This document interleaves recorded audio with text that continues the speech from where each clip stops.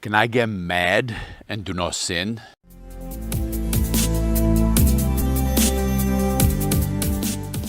So this is part 3 on anger.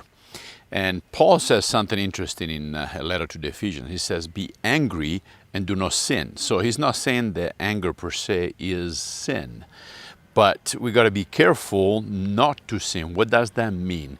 Well, we're talking about righteous anger. We're talking about just indignation. And typically that is because of some mistreatment of a third party or some injustices that we do see.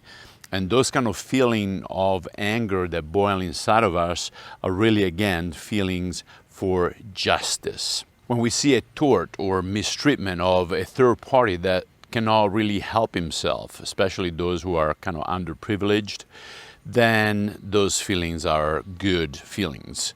So we can get angry, but we got to be careful not to discredit our witness as Christians. The typical example that we're all familiar with is Christ when he goes to the temple in Jerusalem during the Passover.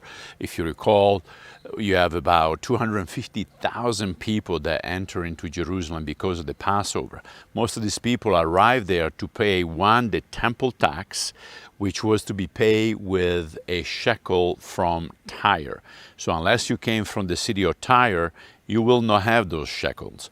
But the money changers would gladly exchange it for you, up to about 25% premium fee for the exchange.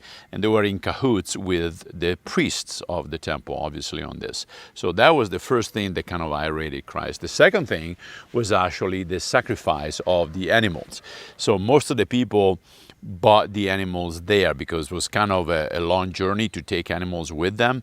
And the other problem is that most of the time, if you brought your own animal from home, many of the priests would actually analyze it at the entrance to the temple and probably judge the animal as imperfect.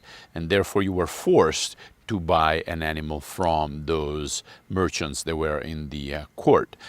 Now, the problem with this is that those animals, many times, they would have a premium of 15 times what the going rate, the market rate for those animals was. So those two issues were really the big issue with Christ. And he got mad because he's saying, oh, wait a minute, this is the house of prayer. If you recall, you have the temple and then you have the court around it, which was the court of the Gentiles or court of the nation. That's where people were supposed to go and pray that were not Jews. And they turned that into a market. And that's why Christ was upset. He said, okay, not only you're making a place of business, but you're also gouging these poor people that are coming in.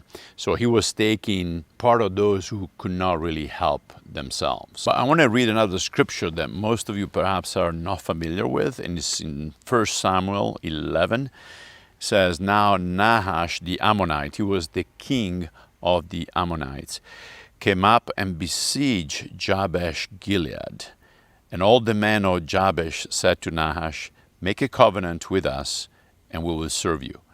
But Nahash the Ammonite said to them, I will make it with you on this condition, that I will gouge out the right eye of every one of you. Thus I will make it a reproach on all Israel. And the elders of Jabesh said to him, let us alone for 7 days, that we may send messengers throughout the territory of Israel. Then, if there is no one to deliver us, we will come out to you. Then the messenger came to Gibeah of Saul and spoke these words in the hearing of the people. And all the people lifted up their voices and wept. Now behold, Saul was coming from the field behind the oxen. And he said, what is the matter with the people that they weep? So they related to him the words of the man of Jabesh. Then the Spirit of God came upon Saul mightily when he heard these words, and he became very angry. And he took a yoke of oxen and cut him in pieces and sent him throughout the territory of Israel by the hand of messengers, saying, whoever does not come out after Saul and after Samuel, so shall it be done to his oxen. Then the dread of the Lord fell on the people, and they came out as one man. So the interesting part of this is the fact that the Spirit of the Lord came upon Saul, and because of it, Saul got irate, super angry. You say, no, why? Is that righteous anger? Yes, because remember one thing, the Ammonites were a terrible people. I mean, we read in other parts that they will slash open the womb of pregnant women to kill the babies and the women themselves. So they were awful people. So Saul, as the first king of Israel, had that responsibility of actually protecting his own and prevent the Ammonites from doing those things to other people as well. So that is also righteous anger. So whenever we are looking at, even as a nation, the possibility of being threatened, Thomas Aquinas and even St. Augustine talk about that righteous war of a nation. When you're protecting peace, when you're protecting liberties, is really fundamental that you battle for those principles. And I think that nowadays we're kind of seeing a little bit of this being undermined. Well, a lot of stuff that is going around us seems like our liberties really are being jeopardized. And we're not to sit silent. I don't want to get political here by any means. I want to stick to the word. But I'm saying that there are places where righteous anger is actually something that God condones.